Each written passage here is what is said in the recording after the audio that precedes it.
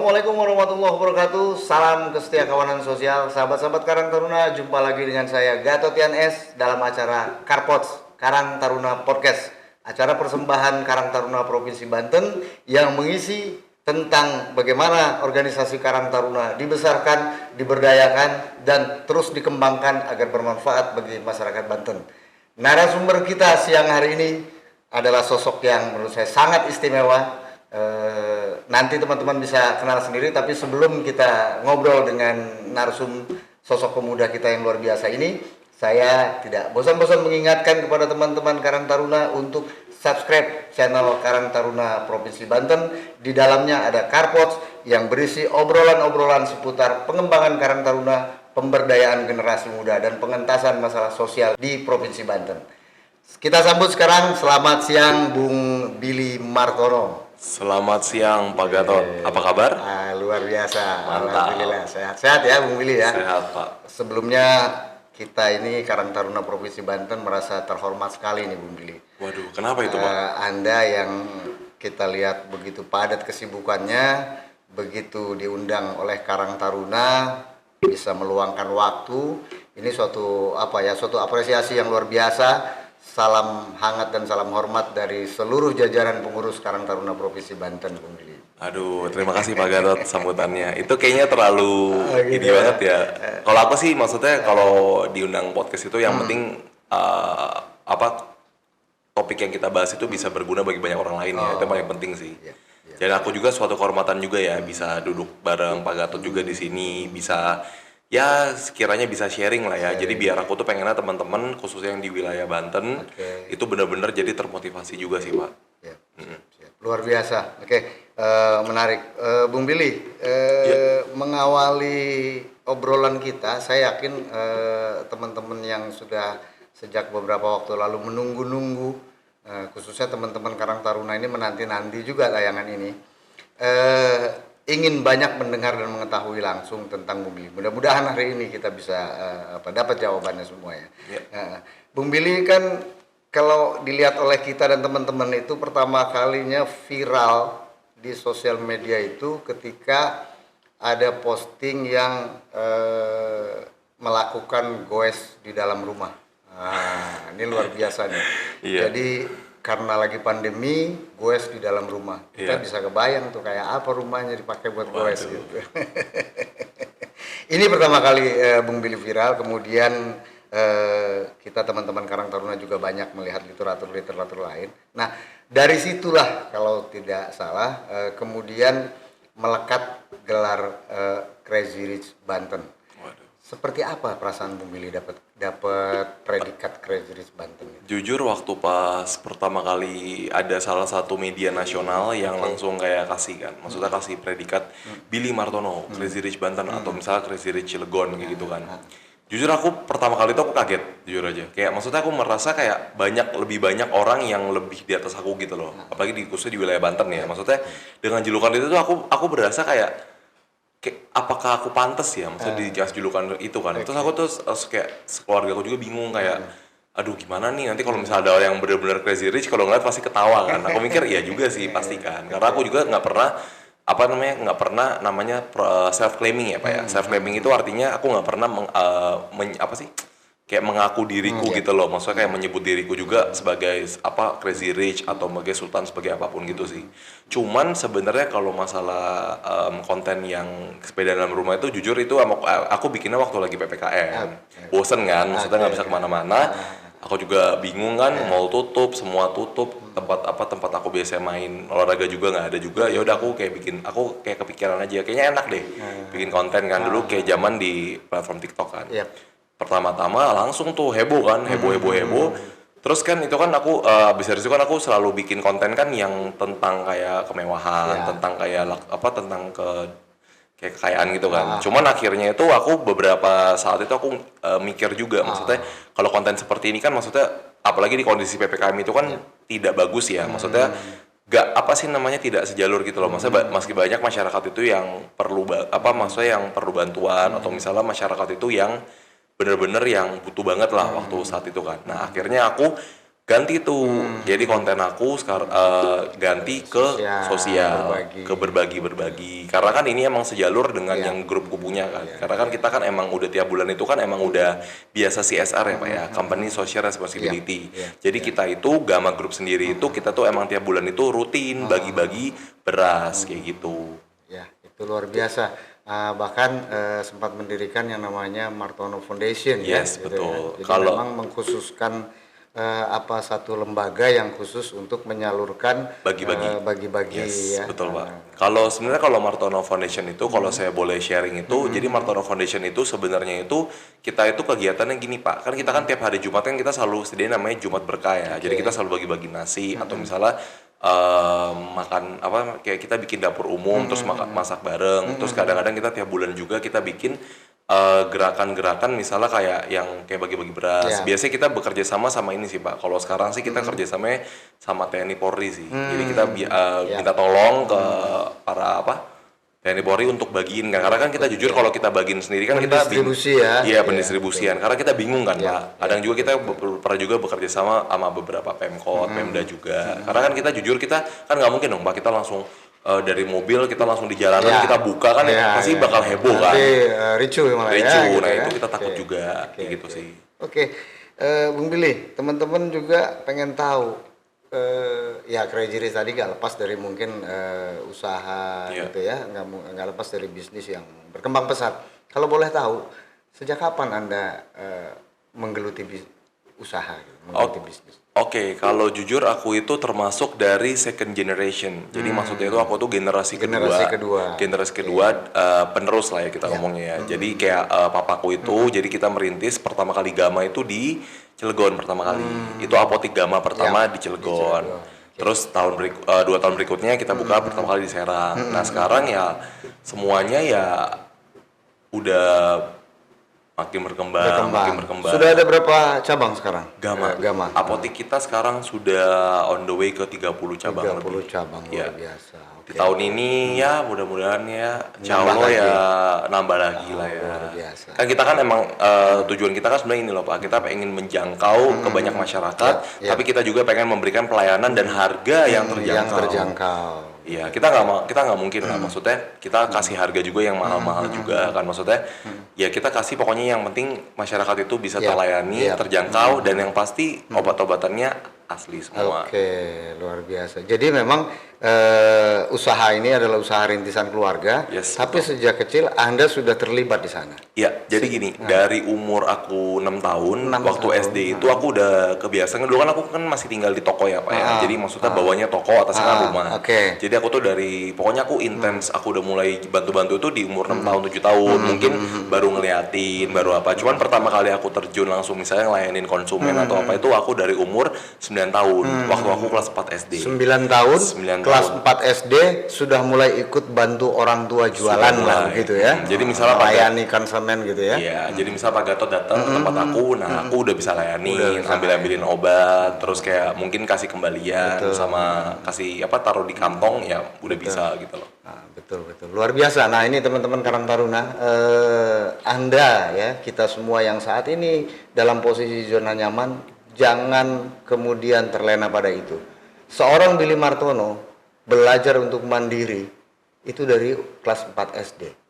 Gitu ya. Meskipun kehidupan keluarganya mungkin tercukupi. Ini satu catatan yang menurut saya penting untuk dipahami oleh teman-teman semua. Kemudian Bung Billy, saat ini mungkin usaha Anda dijalankan oleh Anda, leadernya gitu ya kan, pengendali utamanya itu Anda sendiri sekarang ini. Iya, beserta adik saya. Beserta keluarga ya, tapi Anda pemimpin gitu ya. Yes. Nah, meneruskan bisnis keluarga, apa Anda punya strategi khusus? Oh, papa saya dulu begini, sekarang mungkin Gama Group harus seperti apa gitu. Ada strategi khusus nggak yang memang Anda ciptakan sendiri, tidak dari apa yang orang tua jalankan selama dulu gitu? Ya, jadi kalau untuk masalah strategi Pak, karena jujur kan kalau misalnya tekanan untuk generasi kedua kan lebih besar ya daripada mungkin yang baru merintis. Karena kita kan ekspektasi orang tua kan sudah lebih besar, Betul. apalagi Bapak tahu sendiri kan ekspektasi lingkungan juga, maksudnya ya berharap kita bisa jauh lebih bagus, bisa jauh lebih besar daripada yang orang tua kita juga kan. Kalau dari strategi sih aku selalu kayak ini loh Pak, selain dari efisiensi sama effectiveness, mungkin yang strategi yang aku pakai ini mungkin ini sih, karena kita gini loh Pak, karena sebenarnya untuk menjadi besar itu gampang, tapi yang susah adalah mempertahankan kebesaran itu sebenarnya. Menjadi besar gampang, tapi mempertahankan sesuatu yang sudah besar itu bukan suatu persoalan yang sederhana, teman-teman. Contoh gini Pak, misalnya Bapak mau bangun rumah nih, Bapak bisa bangun rumah sebesar apapun. Tapi pertanyaannya adalah, sampai berapa tahun atau berapa belas tahun bangunannya masih bisa kokoh, sampai bisa terawat. Itu kan yang paling penting kan. Kalau kita cuma masalah kita mau bangun yang gede, kita mau bangun yang besar atau apa, masalahnya sekarang bisa sustain nggak? Lebih baik bangun yang kecil tapi yang banyak tapi sustain, Tapi berkelanjutan. daripada kita bangun satu misalnya kita let's say bangun lapangan, wah gede, masalahnya nanti dipakai nggak, terbengkalai nggak. Tapi kalau kita misalnya bikin nih satu tanah semua, kita jadiin contoh, kita jadiin ruko misalnya, kita bikin 100 ruko, kan itu kan jauh lebih produktif gitu loh Pak. Jadi kita mungkin itu harus kayak ngeliat ke situ juga ya Pak ya, karena semua itu harus sustainable. Jadi salah satu kuncinya adalah lakukan sesuatu dengan berkelanjutan, ya, sustainable. Itu sama penting. Sama konsisten sih Pak. konsisten ya, salah satunya itu ya. Oke. Saya dengar juga Anda sempat mendirikan Banten Young Entrepreneur. Yes. Kalau boleh tahu apa itu Banten? Jadi gini Pak, di tahun 2020 itu setelah pandemi ya, maksudnya pandemi pas berlangsung itu, jadi aku tuh sempat waktu pas aku sebelum bikin Martono Foundation itu, aku sempat bikin namanya Banten Young Entrepreneur. Nah, fungsinya apa? Jadi aku tuh pengen semua pengusaha-pengusaha Banten yang ada di wilayah Banten ini bener-bener kita tuh yang kalau sama pengusaha ini kita ngomongnya mentor lah ya Pak ya. Kita bareng-bareng kayak semacam model HIPMI. Cuma kalau HIPMI kan lebih ke sesama entrepreneur ya. Kalau Banten Entrepreneur kita lebih mencetak begitu mungkin ya. Plus kita sharing-sharing. Jadi gini Pak, jadi jujur aku tuh emang dari dulu tuh emang punya plan. Aku tuh pengen banget masyarakat Banten itu mempunyai mindset menjadi entrepreneur, bukan menjadi mindset seperti worker. Iya. Karena gini loh Pak, kalau kita bayangin ya di satu Banten ini, di provinsi Banten ini kan banyak, masa gitu loh, banyak orang-orang itu yang punya potensi, banyak orang-orang itu yang punya skill, tapi mereka tidak ada wadahnya. Nah, dulu aku sempat pikir kalau misalnya Banten Entrepreneur itu, kita tuh pengen banget nih menampung orang-orang yang punya, kan kadang-kadang kan sekarang ini loh Pak, banyak orang yang punya skill, banyak orang yang punya ilmu, tapi mereka pergi keluar kota, mereka pergi ke Jakarta atau mungkin mereka keluar negeri atau apapun.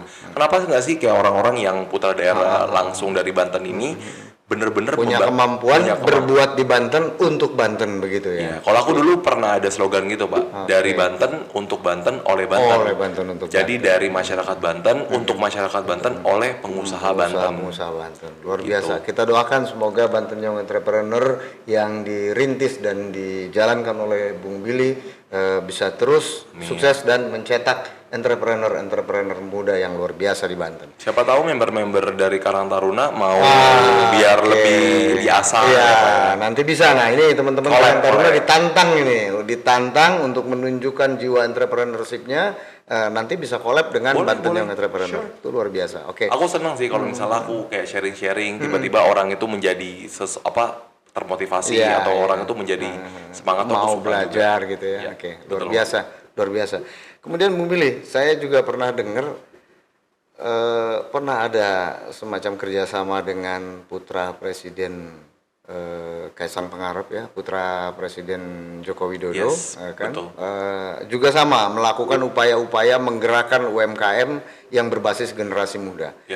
Itu kayak gimana tuh ceritanya? Bisa sampai nyambung sama gimana itu? Jadi ceritanya ya sedikit unik ya. Jadi ceritanya itu pertama kali itu di tahun 2018. Itu pertama kali kan aku kan baru mau mulai venture ke usaha lainnya. Jadi pertama kali itu aku sempat mikir mau usaha F&B, food and beverage. Karena kan di waktu itu tuh kebetulan salah satu teman aku itu ada yang teman sekolah dia di Singapura. Kan kalau aku dulu kan sekolahnya di Australia. Nah, habis itu kenal ngobrol, katanya ini bagus nih, ada yang ini bikin namanya sang pisang, bikin pisang nugget kan. Yap. Kebetulan temanku ini megang di daerah Medan, sang pisang ini. Terus dia bilang, bagus loh, gini. Karena aku lihat kan, maksudnya kita namanya pengusaha kan, ya dikasih tahu kayak gitu kan opportunities kan. Peluang nih ya, gitu kan. Aku sebenarnya nggak tahu kalau sang pisang itu punyanya Mas Kaisang itu. Gitu. Aku pertama nggak tahu waktu tahun 2018 kan. Tiba-tiba kok makin lama kok makin Tren kayak ya. keren. Ini kan maksudnya kayak sang pisang ini kayak kan aku nggak tahu kan Pak, soalnya nggak pernah di branding itu kan nggak ada yang nggak ada muka dia Nggak juga ada, kan, ya. kecuali kayak misalnya kalau kita di di produk mana ada Produk apa, ada, muka orangnya, ya, ini kan nggak ada. Terus tiba-tiba sang pisang kan, terus ngobrol-ngobrol-ngobrol, terus aku dikasih tahu sama temanku, wah itu punya anak presiden, masa sih bro? Nah akhirnya kan ngobrol-ngobrol-ngobrol, ketemulah. Sempat ketemu. Okay. Emang sering ketemu. Oh gitu. Paling setahun sekali ada ketemu. Terus ngobrol-ngobrol-ngobrol. Yaudah mau buka nih di mana? Rencana kan megang di Serang sama Cilegon kan. Jadi sempat waktu itu bikin di Serang sama di Cilegon. Dari tahun 2018 itu. 2018. Luar biasa ya. Sudah cukup jauh sekali perjalanannya dalam rangka mengembangkan kewirausahaan. Ya. Kemudian hal lain, Bung Billy terlahir sebagai anak orang kaya kalau bahasa kita. Saya pengen tahu, Anda pernah sedih dan pernah merasa menderita nggak sih sebenarnya? Gini loh Pak, Ya. speaking of anak orang kaya, Ha-ha. sebenarnya jujur aku lahir itu bukan langsung kayak tiba-tiba langsung kayak title Crazy Rich atau title Sultan, title semua yang Bapak lihat di sosial media itu semua ada gitu, enggak gitu loh. Dulu aku terlahir itu di keluarga yang bisa dibilang cukup sederhana ya Pak ya. Maksudnya kita tinggal itu bukan langsung kayak di rumah gedong atau kayak gimana gitu. Iya. Kita tinggal tuh di ruko. Ruko. Kalau Bapak tahu yang Iya. di Cilegon, yang dekat Matahari Lama, kita pertama kali tinggal di ruko. Di bawahnya jualan, di atas Atasnya tempat tinggal. tempat tinggal. Oke. Jadi aku tuh sempet kan. Jadi aku tuh umur dari aku lahir sampai aku umur 6 tahun aku masih di ruko itu. Jadi aku tau lah sempat ngerasain maksudnya mandi di dalam bak, ya kan, pakai gayungan, bisa nyemplung ke bak. Jadi aku sempat, jadi gini loh Pak. Jadi aku tuh merasa kayak ya maksudnya aku belajar gitu loh Pak. Maksudnya aku proses lah ya. Maksudnya aku sempat ngerasain seperti itu. Masa-masa prihatin juga sebenarnya sempat dilalui oleh seorang Billy Martono ya, mungkin ya, masa kecilnya itu ya. Sebenarnya dibilang prihatin nggak juga sih Pak. Oke. Karena kalau aku dari dulu mindsetnya aku justru di waktu pas itu kan aku nggak tahu maksudnya prihatin atau nggak prihatin. Betul. Kalau aku ngeliatnya dulu sih happy aja ya. Oke. Karena kan aku Karena belum masa kanak-kanak ya. Iya, karena aku masih kecil kan. Tapi jujur sih maksudnya kalau untuk makan ya semuanya ya Ada, bisa. ya. Misalnya dulu kan zaman-zaman makan KFC. Iya, Ya aku masih bisa lah makan tiap hari sehari 2 kali masih Iya, bisa. oke. Belum sampai kok Pak yang makan keluarga Belum ya. belum kesampaian dan nggak kesampaian. Ya, makanya pertanyaannya tadi kembali dengan kondisi seperti itu secara pribadi, seingat Anda itu pernah merasa nggak sih hidup Anda itu, gue menderita banget atau gue kok lagi sedih banget gitu? Enggak ya? Tapi justru ketika aku kaya aku pernah ngerasa sedih loh. Oke. Kebahagiaan itu tidak diukur dari uang loh Pak. Kebahagiaan tidak diukur dari materi. Iya. Seorang Billy Martono justru merasa sedihnya ketika orang menganggap Iya. dia sudah sangat berkecukupan. Begitu ya memilih? Iya, karena dulu aku ngerasa sedih itu gara-gara aku bingung temenku yang mana Kenapa? yang benar. Diputusin cewek bukan? Oh bukan. Bukan masalah percintaan. Bukan. Oke, Lebih terus. ke friendship sih. Jadi waktu aku SMP kan mungkin aku sedikit cerita aja ya. Jadi biar teman-teman tuh tahu maksudnya uang itu nggak menjamin kebahagiaan gitu Betul. loh. Jadi aku cerita waktu aku SMP itu. Jadi misalnya uang jajan dulu misalnya sehari rata-rata teman-teman SMP ku masih 5.000 kan. Aku sehari itu udah bisa dapat 100.000, 200.000 per hari gitu loh. Ya jadi gitu Pak, maksudnya aku udah sering dimanfaatin, sering disuruh jajan-jajanin. Tapi aku nggak ngerasa dirugiin kan, karena kan aku tiap hari kan bakal terus dapat uang terus kan. Betul. Cuman ketika aku merasa kok kayaknya temanku ini kalau nggak ada aku bayarin tuh nggak ada yang mau dateng, nggak ada yang mau main kan. Terus habis dari situ aku belajar. Terus waktu pas aku pertama kali SMA kan aku ke Tangerang kan SMA-nya. Aku baru dapetin maksudnya apa ya, rasa pertemanan yang bener tuh kayak gimana, yang nggak pakai uang. Jadi aku berasa uang itu ternyata nggak menjamin juga. Nggak ya. menjamin itu. Tapi nggak ada uang juga setengah mati Sama, juga. ya. Sama. Jadi apa ya? Aku nggak bisa bilang Keseimbangan lah ya gitu ya. Keseimbangan. Oke. Nah, sekarang ini kalau kita amati hal-hal yang paling sering dilakukan oleh Bung Billy itu adalah aksi-aksi sosial ya. Iya. Bagi-bagi sembako, berbagi lah ya gitu Berbagi. ya. Berbagai macam aksi sosial, dari mulai secara rutin membagikan sembako ke para yang berhak menerima, sampai secara spontan juga sering Iya, kita lihat di bikin kontennya itu di jalan buka kaca mobil lalu berikan makanan dan sebagainya. Yes, betul. Apa yang membuat Anda merasa sekarang ini perlu melakukan itu? Sebenarnya maksudnya perlu dikontenin maksudnya. Enggak, bukan. Aksi-aksi sosial ini apa yang membuat Anda merasa Harus perlu dilakukan. harus dilakukan itu?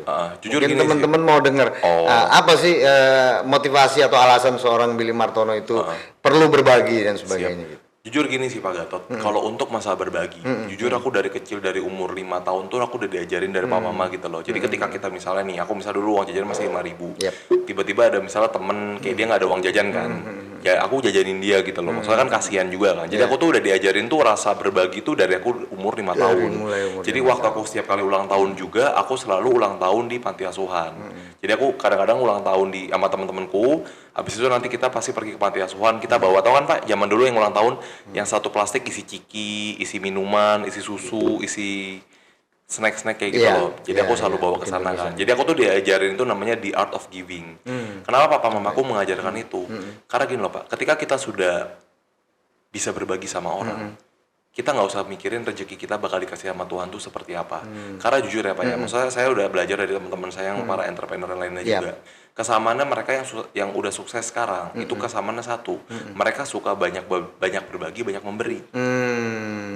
Itu satu alasannya. Alasan kedua adalah mungkin kebiasaan kali ya Pak ya. Jadi karena mungkin aku ngelihat itu patokannya papa mama aku kan. Jadi mereka tuh kadang-kadang misalnya mereka beli banyak makanan, suka bagi-bagi ke temennya, suka bagi-bagi ke orang, tiba-tiba misalnya lagi di jalan, tukang parkir dikasih uang lebih atau gimana. Jadi aku tuh dari kecil tuh sudah terekam memori, oh kita ini harus berbagi. Harus berbagi. Kita tuh harus kayak berbagi gitu kan. Dan kita juga kan yang kita kasih baksos-baksos kayak beras gitu-gitu kan kita kan udah lakuin kan dari 15 tahun yang lalu Pak. Sejak 15 tahun 15 lalu tahun ya. lalu. Sejak 15 tahun lalu sudah secara rutin melakukan aksi sosial ke masyarakat. Cuman kalau zaman dulu kan belum ada konten-konten. Iya. Jadi kita paling cuma foto gitu. Buat dokumentasi aja ya Bung Billy ya. Oke. Kemudian saya mau sedikit melenceng dikit. Iya. Ini kan acara dilakukan nih sama Karang Taruna nih Bung Billy ya. Yes. Bung Billy, Anda tahu Karang Taruna itu apa? Karang Taruna tadi udah sempat ngobrol sama Pak Gatot sebelumnya. Ya pokoknya semacam organisasi kan. Iya, itu yang saya tangkap. yang Bung Billy tahu tuh Karang Taruna itu organisasi. Organisasinya AA udah. Oh gitu, AA teman-teman. Jadi memang luar biasa sekali ini ya. Makanya waktu AA pas ini ketua kita Bung Haji Andika Azrumi itu lekat sekali sebagai ikonnya organisasi yang namanya Karang Taruna. betul. Begitu ya. Karena waktu pas aku dapat invitationnya juga, dapat undangan ke sini, kan aku awalnya kan bingung kan. Maksudnya manajer aku juga bilang, ini ada undangan. Aku bilang ya udah kasih aja red card gitu kan. Terus kayak pas tiba-tiba, ntar aku mikir kan, Taruna kayaknya pernah denger gitu kan kayak, oh iya udah nggak apa-apa. Makanya aku langsung yang ngabarin kan langsung ya udah ayo. Luar biasa. Oke. Kita berandai-andai nih Bung Billy. Ya. Seandainya Anda didaulat menjadi ketua Karang Taruna, apa yang Anda pikirkan itu sebenarnya ini? Kayaknya belum pantas deh. Belum pantas. Karena saya tuh bukan tipe orang yang kayak, kan kalau AA kan orangnya santun gitu. Kalau aku orangnya masih apa sih namanya? Apa? Aku tuh orangnya tuh tipikal yang kayak kalau aku nggak suka aku ngomong cuek gitu masih bukan gitu cuek. ya. Langsung nyerocos, nyeblak gitu loh. Langsung kayak misalnya apa adanya gitu ya. Misalnya aku kalau nggak suka kayak takutnya kalau orang dekat aku kaget lagi kayak, ya ampun Bang Billy kok begini banget kan kalau yang belum kenal. Iya betul. Luar biasa Bung Billy. Kemudian kalau dilihat dari pencapaian, rasanya kita yang di luar sini melihat semua sudah Anda capai. Anda sendiri merasa apakah Anda sudah mencapai apa yang pernah menjadi mimpi-mimpi Anda? Atau adakah mimpi-mimpi lain atau keinginan-keinginan lain yang masih perlu Anda kejar? Jujur kalau misalnya untuk achievement Pak, untuk pencapaian, jujur ini aku masih jauh banget dari target yang aku pengen gitu Masih kan. jauh dari Masih target jauh. ya. Oke. Jadi kalau speaking of achievement, kalau kita masalah pencapaian ya Pak ya, mungkin pencapaian dari hidup itu kita lihat kan banyak nih Pak ya. Pencapaian sosial, pencapaian dampak, atau pencapaian finansial ekonomi.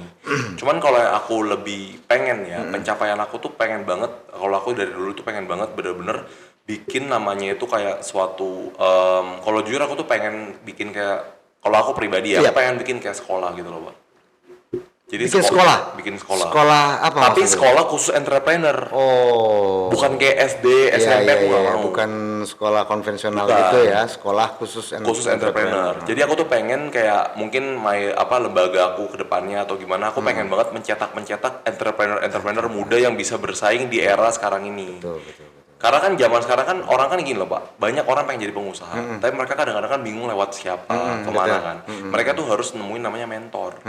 Nah masalahnya kan lebih banyak orang yang mau dimentorin daripada jadi Daripada mentor. yang mau jadi mentor ya. Nah, aku bareng teman-teman ini sekalian itu pengen banget ciptain namanya lingkungan yang kita tuh ada banyak mentor, tapi banyak juga anak-anak yang bisa dimentorin juga gitu loh, Pak.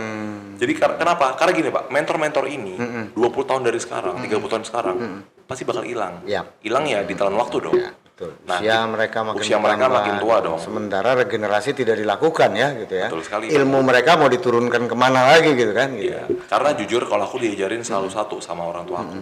Kita meninggalkan itu bukan meninggalkan nama doang, tapi kita leave a legacy. Leave a legacy. Leave a legacy teman-teman. Luar Legacy itu biasa. kita jadi setelah kita nanti udah nggak ada di dunia ini, ada sesuatu yang kita Yang kenang kita- gitu loh.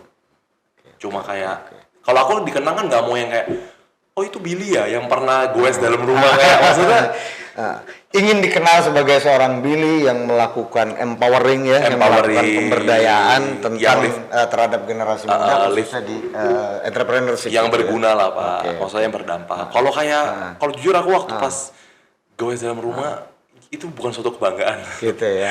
Itu cuma kayak ya Saya percaya sih seorang Billy Martono yang hari ini sudah ada di hadapan saya ternyata memang tidak seglamor apa yang kita saksikan di infotainment dan di Aduh, banyak sosial media mungkin begitu. sosial ya. media itu banyak penipu loh Pak. Oke. Kan siapa tahu aku Ya, minjem ya. semua itu Iya, kan. iya, Kan nggak ada yang tahu. Luar Siapa biasa. tahu itu bukan rumah. It's okay. Itu mungkin biar publik yang menilai ya Bung Billy ya. Tapi gitu. kalau publik menilainya sesuai apa kata berita sih Pak. Iya, tapi kita susah juga menyanggah itu. Jadi menurut saya biarkan saja dan Bung Billy lakukan apa yang memang menurut Bung Billy itu baik dan ini pada akhirnya akan bukan hanya merubah tapi menambah nilai ke apa ya, nilai ekspektasi yang lebih terhadap Bung Billy di mata publik menurut saya seperti itu Bung Billy. Kemudian saya masih mau nyambung soal tadi Bantennya. Bung Billy ini kan saya lihat bersemangat sekali teman-teman untuk tadi ya pencapaian yang ingin dia lakukan itu adalah bagaimana melakukan usaha-usaha sosial khususnya dalam memberdayakan generasi muda. Nah, seperti apa Bung Billy melihat potensi generasi muda di Banten? Oke Pak Gatot. Nah ini pertanyaannya bagus banget nih.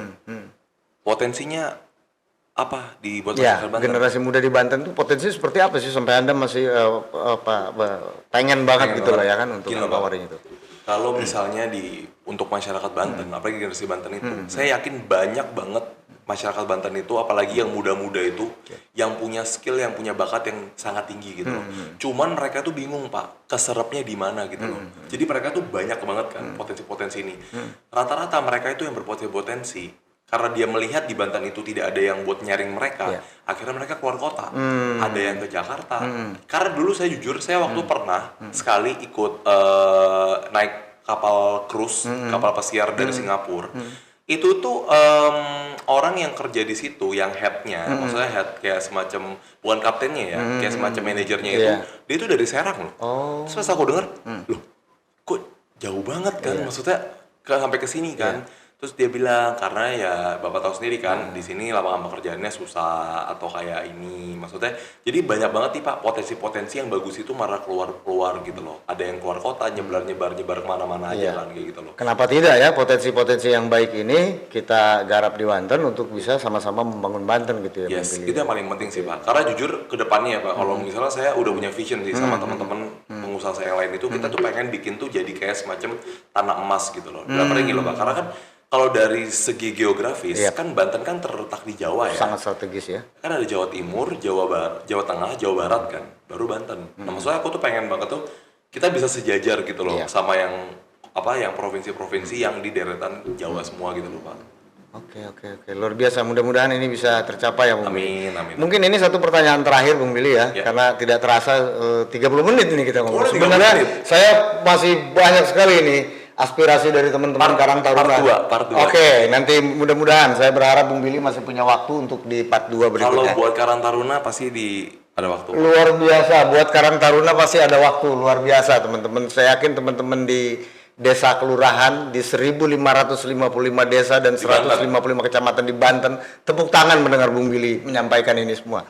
Bung Billy, sebagai anak muda yang saya lihat dari obrolan kita, Anda selalu merasa tertantang. Anda tidak bisa diam berpangku tangan melihat keadaan yang tidak semestinya. Nah, ada korelasinya menurut saya secara psikologis. Jiwa ketertantangan seseorang itu pasti berkorelasi kepada bagaimana dia merasa ingin memimpin. Nah, satu pertanyaannya, Anda punya keinginan nggak terjun di dunia politik? Ini bukan pertanyaan pertama. Bukan pertanyaan pertama ya. Jujur kalau dulu sempat belum ada pikiran. Iya. Cuman makin ngarah makin berjalan. kesini kok teman-teman semua udah di dunia itu juga kan. Iya, betul. Tapi kalau gini lah, Pak. Kalau aku sih tipenya kalau nggak menutup kemungkinan. Iya. Kalau nanti emang ada kesempatan dan mungkin kalau misalnya aku udah lebih dewasa juga, kan maksudnya masih 2 tahun ya. Iya. Maksudnya kita ngomong Roto 2024 kan semuanya kan. Kayak maksudnya ya soalnya yang aku lakukan itu emang orang mikirnya ke situ. Oke. Tapi jujur sebelum dari situ kan aku udah ngelakuin juga. Betul. Cuman kalau ada peluang, Seandainya, ya kan? ada support dari orang tua aku dan lingkungan-lingkungan aku, atau mungkin ada beberapa parpol yang Iya.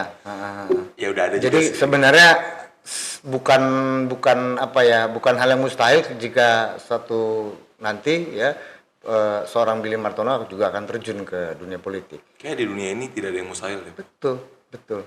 Dan dunia politik itu tadi saya bilang salah satu jembatan yang mempermudah niat baik seseorang dalam rangka merubah sesuatu menjadi sesuatu yang lebih baik. Salah satunya kan jalannya di situ. Gitu. Ya kita Karang Taruna doakan nih Bung Billy. Mudah-mudahan Amin.